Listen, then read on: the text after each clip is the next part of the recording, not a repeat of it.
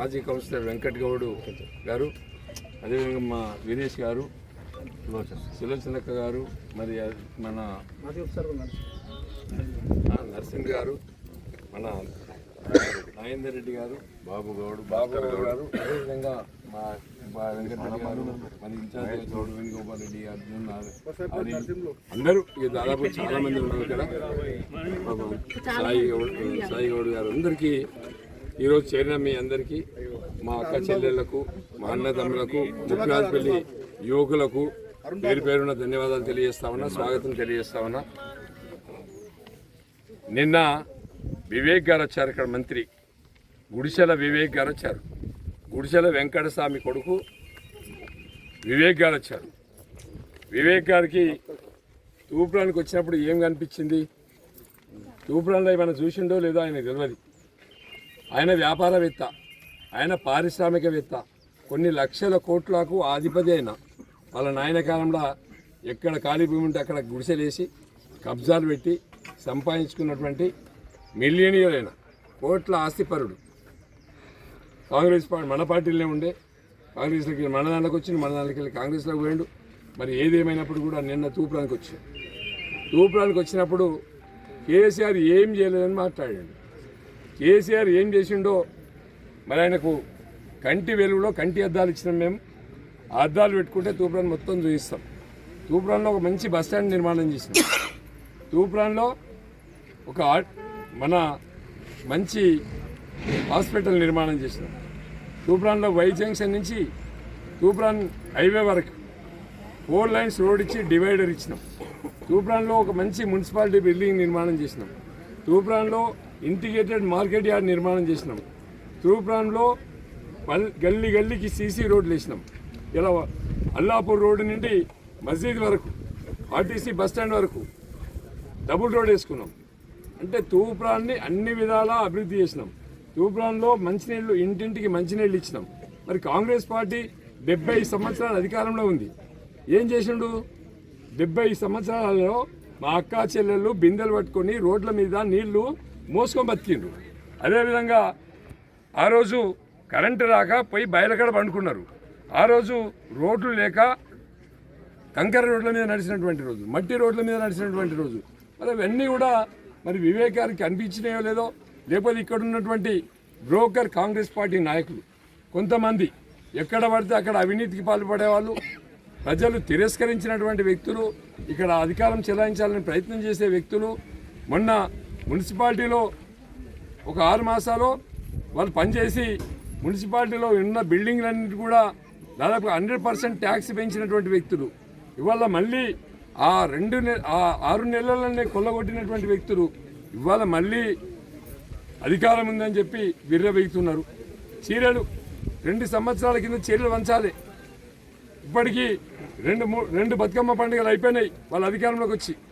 మరి ప్రతి పండుగకి కేసీఆర్ గారు చీరలు ఇచ్చిండ్రు. ముస్లింలు ఉంటే రంజాన్ తోపా ఇచ్చిండ్రు. క్రిస్టియన్స్ ఉంటే వాళ్ళకి క్రిస్టియన్ వాళ్ళకి కూడా పేదవాళ్ళు ఉంటే బట్టలు ఇచ్చిండ్రు. అంటే ఏ పండుగ జరిగినా కూడా హిందువులైనా, ముస్లింలైనా, క్రిస్టియన్స్ అయినా ఎవరైనా గౌరవించినటువంటి వ్యక్తి కేసీఆర్ గారు. ఇలా ఎలక్షన్లు రాగానే చీరలు పట్టుకొని వస్తున్నారు కాంగ్రెస్ వాళ్ళు. ఎలక్షన్లు వచ్చినాయి, ఓట్ల కోసం చీరలు తెస్తున్నారు తప్ప ఓట్లు వేయించుకున్నాక ఎటు పోతారు? 200 రూపాయల పెన్షన్ని 2000 చేసినాం, 2000 పెన్షన్ని 4000 చేసినాం, రైతు బంధు ఇచ్చినాం, రైతు బీమా ఇచ్చినాం, కళ్యాణ లక్ష్మి ఇచ్చినాం. ఇట్లా అదేవిధంగా న్యూట్రిషన్ కిట్ ఇచ్చినాం, బొడ్లు వండితే కొనుగోలు చేసినాం. మరి తూప్రాన్ చెరువును బాగు చేసినాం. తూప్రాన్ రివర్ నిండా చైత్ర మాసంలో రివర్ నిండా నీళ్లు మత్తళ్ళు దుంకించినట్టు ఇలా కేరింబ మీద మాట్లాడుతారు. నిన్న కేటీఆర్ మీద నోటీసులు, మొన్న హరీష్ రావు మీద నోటీసులు, మన కేసీఆర్ మీద కమిషన్. ఇదేంది? 2 సంవత్సరాలైనా వాళ్ళు ఇచ్చిన హామీలు ఎన్ని ఇచ్చారు? 420 హామీలు ఇచ్చారు. తులం బంగారం ఇస్తామని చెప్పారు, 4000 పెన్షన్ చేస్తామని చెప్పారు, 6000 పెన్షన్ చేస్తామని చెప్పిండ్రు, రైతు బంధు 15000 అని చెప్పిండ్రు, ఆటో రిక్షా వాడికి 12000 అని చెప్పారు, రైతు కూలికి 12000 అని చెప్పిండ్రు, 24 గంటలు కరెంట్ అని చెప్పిండ్రు. ఎన్ని చెప్పిరమ్మా బ్రోకర్ మాటలు? ఇన్ని బ్రోకర్ మాటలు చెప్పి అధికారంలోకి వచ్చినాక కనీసం ఎవరిని కలవాలో తెలియని పరిస్థితి. పోలీసు వాళ్ళ మీద పడి పోలీసులను ట్రాన్స్ఫర్ చేయాలి, వాళ్ళ దగ్గర డబ్బులు తీసుకోవాలి, వాళ్ళని పెట్టి కేసులు పెట్టేయాలి. ఇదే దుకాణం పెట్టుకున్నారు. కాబట్టి ప్రతి వ్యక్తి కూడా ఆలోచించాలి. కేసీఆర్ ఉన్నప్పుడు ఎట్లా ఉండే, మరి ఇప్పుడు 2 ఏళ్లలో ఏమైంది? 2 ఏళ్లలో 20 ఏళ్ళు వెనుకపోయింది. 2 సంవత్సరాలలో 20 సంవత్సరాలు వెనుకపోయింది. మరి అలాంటి కాంగ్రెస్ను తిరస్కరించి తరిమి కొట్టాలంటే మా యువకుల చేతిలో ఉంది, మా అక్క చెల్లెళ్ళ చేతుల్లో ఉంది. మరి అందరూ కూడా బీఆర్ఎస్ పార్టీ శ్రేణులంతా కూడా కష్టపడి పనిచేసి మరి రేపు ఫ్యూచర్లో మరి ఇవన్నీ చేయాల్సినటువంటి అవసరం ఉంది. ఇంకా తూప్రాన్లో ఇంకా చాలా పనులు చేసుకోవాలి. తూప్రాన్లో ఇంకా కొన్ని సీసీ రోడ్లు వేయాలి. తూప్రాన్లో సీసీ అండర్గ్రౌండ్ డ్రైనేజ్ చేయాలి. తూప్రాన్లో స్టేడియం కట్టించుకోవాలి. తూప్రాన్లో నియోజకవర్గ హెడ్ క్వార్టర్గా అవుతుంది. కోర్టు నిర్మాణం చేసుకోవాలి. ఇంకా చాలా పనులు ఉన్నాయి చేసేటి. ఇవన్నీ చేసుకోవాలనుకుంటే మరి ఎవరు గెలవాలి? పక్కా కేసీఆర్ అధికారంలోకి రావాలి. మరి ఇలా మున్సిపాలిటీలో కూడా మనమే గెలిపించుకునే ప్రయత్నం చేసుకుని మనమే కష్టపడి మున్సిపాలిటీ మీద జెండా ఎగరేసుకోవాలి. ఇవాళ చైర్మన్ క్యాండిడేట్లు అవతల వాళ్ళు ఉన్నారు. నేను 2 కోట్లు పెడతాను ఒకడంటుండు, 4 కోట్లు పెడతాను ఒకడంటుండు. మరి పైసలు విపరీతంగా ఈ 2 ఏళ్లలో వీడిని ముంచి సంపాదించిన డబ్బులున్నాయి.